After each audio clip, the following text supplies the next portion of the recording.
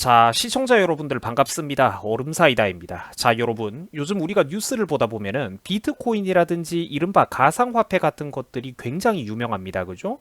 그래갖고 여기에 투자를 하는 분들도 많고 관심 갖고 있는 분들도 많을 텐데, 자, 최근 이런 가상화폐에 만약에 투자를 하려고 하는 분들이 있다면 거래소를 선택하는 데 있어서 각별하게 조심을 좀 해야 될 것 같습니다.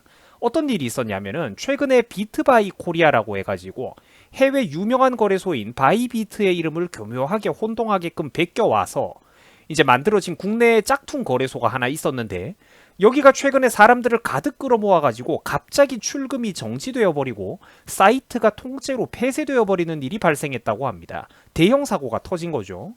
이용자들이 출금을 하려고 하니까 내가 넣어놨던 돈을 빼려고 하니까 거래량이 많아가지고 지연이 된다라며 한 며칠 시간을 끌더니 갑자기 폐쇄되어 버렸다라고 합니다. 야, 무섭습니다, 여러분들. 그죠? 무서워요. 피해자들이 뒤늦게 접속을 하려고 해도 그게 이미 안 된다고 하니까 이거 뭐 어디 가서 여러분들 이걸 호소를 하겠습니까? 언론에서는 사실상 이게 현재 사기 사건이 맞다라고 보고 있는 그런 분위기라고 합니다. 자, 비트바이 코리아라는 이상한 이름의 거래소가 최근까지 우리나라에서 운영되고 있었어요. 그런데 얼마 전까지만 해도 여기는 유튜브에다가 여러 개의 채널과 영상 광고를 동원해 가면서 조회수가 수십만씩 나온 것들도 많던데, 제가 보니까 이곳이 피해자들을 가득 끌어모은 뒤에 한순간에 날라버렸다라고 합니다. 비트바이 거래소에 가입해가지고 사람들이 돈을 입금하도록 유도한 혐의를 받고 있다라는 것이죠. 이게 제가 좀 더, 저도 이런 분야를 잘 몰라가지고 제가 정보를 좀 알아봤더니 이런 금융자산 쪽으로 이제 캐나다에 진짜 비트바이라고 하는 해외 거래소가 있기는 있다고 해요. 자, 그런데 이곳에서 내놓은 공식 답변을 보면은 자기들하고는 상관이 없는 일이라는 겁니다. 비트바이 코리아라고 하는 곳은 허가 없이 우리들의 로고를 베껴서 사용한 것이며, 이런 비트바이 위장 업체들에 대해서 이용자들은 조심을 해야 된다라고 답변을 내놨다고 합니다. 그러니까 진짜 여러분들 살벌하죠. 정말 살벌합니다. 이 가상화폐 같은 경우에는 최근에 우리 중고등학생들이나 대학생들처럼 좀 나이가 비교적 젊은 학생분들이 또 많이 관심을 갖고 있던데, 여러분들 사회 나오시면 진짜 조심하셔야 됩니다. 순진한 학생 여러분들의 그 돈을 벗겨 먹으려는 나쁜 어른들이 세상에 정말 정말로 많아요. 조심하셔야 됩니다.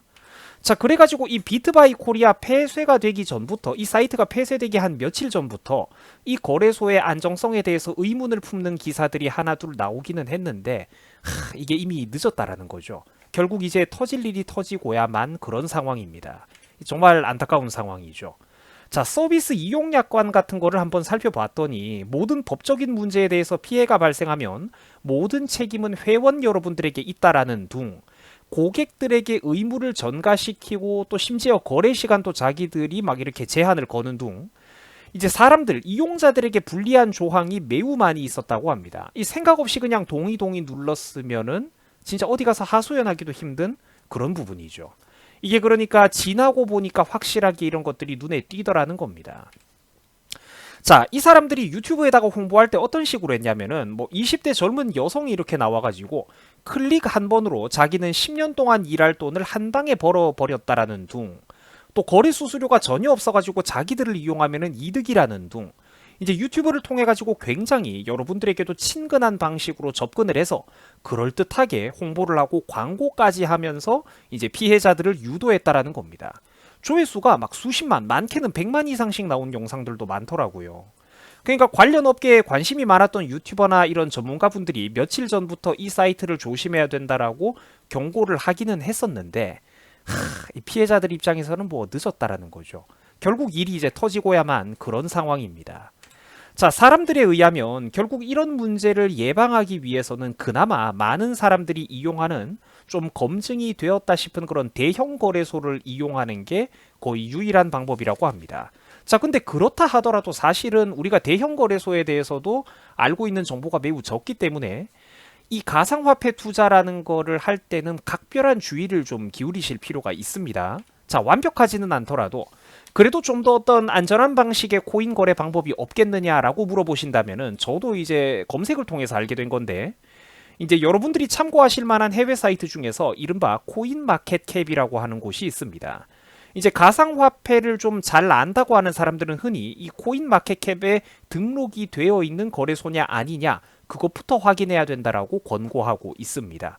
자, 들어가 보시면은 뭐 현물 거래소, 마진 거래소 등등 여러분들이 거래소 순위를 확인해 보실 수가 있는데요.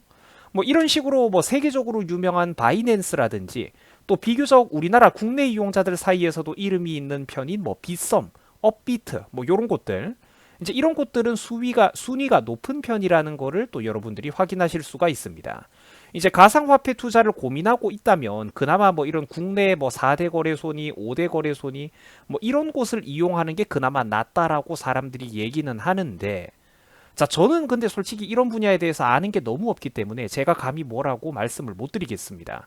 그러니까 항상 시청자분들께서는 기왕에 투자를 꼭 해야 되겠다면은 좀 가급적 유명한 사이트들을 이용하실 것을 당부드리며 자, 그리고 근본적으로 자기들이 잘 모르는 이런 분야의 어떤 자기 재산의 일부를 투자하실 때는 항상 각별하게 조심하고 또 조심할 것을 제가 분명하게 당부를 드리겠습니다. 가상화폐에 투자하는 것도 물론 좋지만 항상 여러분들의 어떤 소중한 재산을 투입할 때는 조심하고 또 조심하시기 바랍니다. 자, 시청해 주셔가지고 감사합니다. 여러분들 고맙습니다.